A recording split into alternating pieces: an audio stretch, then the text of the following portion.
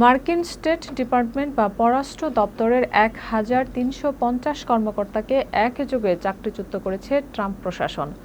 গতকাল শুক্রবার থেকে এই ছাঁটাই প্রক্রিয়া শুরু হয়েছে, যার মধ্যে রয়েছে ফরেন সার্ভিস ও সিভিল সার্ভিস কর্মকর্তারাও। সংস্থাটির নোটিশ অনুযায়ী ১,৩৫০ জন কর্মকর্তার মধ্যে ১,১০৭ জন সিভিল সার্ভিস ও ২৪৬ জন ফরেন সার্ভিস অফিসার। আরও প্রায় ১,৬০০ কর্মী স্বেচ্ছায় পদত্যাগ করছেন বলে জানানো হয়েছে। এর আগে গত এপ্রিলে মার্কিন পররাষ্ট্রমন্ত্রী মার্কো রুবিও এই পুনর্গঠন পরিকল্পনা অনুমোদন করেন। তবে ছাঁটাই প্রক্রিয়ার সরকারি অর্থ কত সাশ্রয় হবে তা জানাতে পারেনি ট্রাম্প প্রশাসন।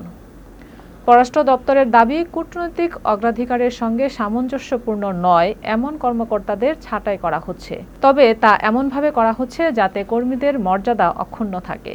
পররাষ্ট্র দপ্তরের নাটকীয় এই সংস্কারের অভ্যন্তরীণ কর্মীদের মধ্যে ব্যাপক হতাশা দেখা গেছে। আমেরিকান ফরেন সার্ভিস অ্যাসোসিয়েশনের প্রেসিডেন্ট থমাস ইয়াজগের্দি বলেন, এমন সময় এই ছাঁটাই চলছে যখন গাজা, ইউক্রেন, ইরান সহ নানা সংকটে দক্ষ কূটনীতিকদের চাহিদা সবচেয়ে বেশি।